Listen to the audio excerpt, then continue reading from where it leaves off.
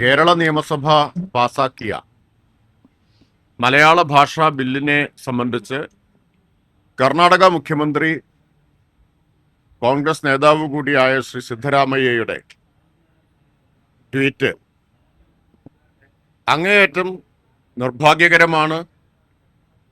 അത് അടിസ്ഥാനരഹിതമാണ്, നിരുത്തരവാദപരമാണ്. അദ്ദേഹം അനാവശ്യമായിട്ടുള്ള വിവാദമുണ്ടാക്കാനാണ് ശ്രമിക്കുന്നത്. ഭാഷാ ന്യൂനപക്ഷങ്ങളുടെ മേൽ മലയാള ഭാഷ അടിച്ചേൽപ്പിക്കുന്നു എന്നത് വളരെ നിരുത്തരവാദപരമായിട്ടുള്ളൊരു ആരോപണമാണ്. സിദ്ധരാമയ്യയെ പോലെ ഒരാൾ മുഖ്യമന്ത്രി സ്ഥാനത്തിരിക്കുന്ന കോൺഗ്രസിന്റെ മുതിർന്ന നേതാവ് ഇത്തരം അപകടകരമായിട്ടുള്ള പ്രസ്താവനകൾ നടത്തുന്നതിന് മുമ്പ് വസ്തുതകൾ മനസ്സിലാക്കാനെങ്കിലും ശ്രമിക്കേണ്ടതായിരുന്നു. കേരളത്തിലെ കോൺഗ്രസ് നേതാക്കളുമായിട്ട് സംസാരിച്ചാൽ അദ്ദേഹത്തിന് കാര്യങ്ങൾ വ്യക്തമാകുമായിരുന്നല്ലോ. അദ്ദേഹം ഏത് ബില്ലിന്റെ കാര്യമാണ് പറയുന്നതെന്ന് അദ്ദേഹം പരിശോധിക്കണം. നിയമസഭ പാസാക്കിയ ബില്ലിൽ അങ്ങനെയുള്ള വ്യവസ്ഥകളൊന്നുമില്ല. വളരെ വ്യക്തമായി തന്നെ പറയുന്നുണ്ട്, ഭാഷാ ന്യൂനപക്ഷ പ്രദേശങ്ങളായി നോട്ടിഫൈ ചെയ്തിട്ടുള്ള സ്ഥലങ്ങളിലെ ആളുകൾക്ക് എല്ലാ കത്തിടപാടുകളും, സെക്രട്ടേറിയറ്റോ വകുപ്പ് മേധാവികളോ ഒക്കെ ആയിട്ടുള്ള കത്തിടപാടുകൾ അവരുടെ ഭാഷയിൽ നടത്താം, മറുപടി അവരുടെ ഭാഷയിൽ കൊടുക്കണം എന്ന് പറഞ്ഞിട്ടുണ്ട്.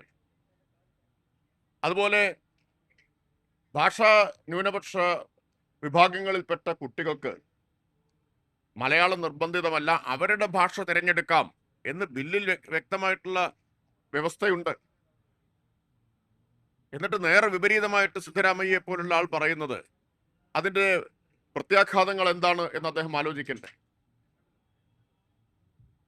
അപ്പൊ അതുപോലെ തന്നെ കേരളത്തിന് പുറത്തു നിന്നുള്ള വിദ്യാർത്ഥികൾക്ക് 9ാം ക്ലാസ് 10ാം ക്ലാസ് പരീക്ഷകൾ ഇവിടെ വന്നാൽ മലയാളത്തിൽ എഴുതണം എന്നത് നിർബന്ധിതമാക്കി എന്നതും തെറ്റാണ്. അങ്ങനെ ഒരു വ്യവസ്ഥയില്ല. അപ്പൊ വളരെ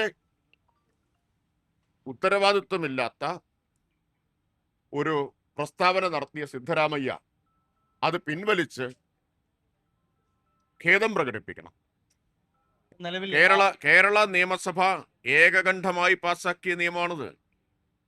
KPCCയുടെ അഭിപ്രായം എന്താ? കേരളത്തിലെ കോൺഗ്രസ് നേതൃത്വം ഇക്കാര്യത്തിൽ അഭിപ്രായം വ്യക്തമാക്കണം. ഇപ്പൊ സംഘപരിവാർ രാജ്യത്താകെ കേരളത്തിനെതിരെ ഒരു ഹെയ്റ്റ് ക്യാമ്പയിൻ, വിദ്വേഷ പ്രചരണം നടത്തുന്നുണ്ട്. സമാനമായ നിലയിൽ കേരളത്തിനെതിരായ വിദ്വേഷ പ്രചരണത്തിന് കോൺഗ്രസ് നേതാവ് കൂടിയായ സിദ്ധരാമയ്യ ഇപ്പോ നേതൃത്വം കൊടുക്കുകയാണ്, സംഘപരിവാറിന്റെ അതേ ശൈലിയിൽ. അതിനെക്കുറിച്ച് കേരളത്തിലെ കോൺഗ്രസ് നേതൃത്വം മറുപടി പറയണം, അവരുടെ നിലപാട് വ്യക്തമാക്കണം.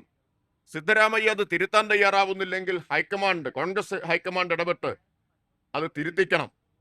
സംഘപരിവാർ മാതൃകയിൽ കേരളത്തെ അധിക്ഷേപിക്കാൻ, കേരളത്തിനെതിരെ വിദ്വേഷ പ്രചരണം നടത്തുന്നതിനെതിരെ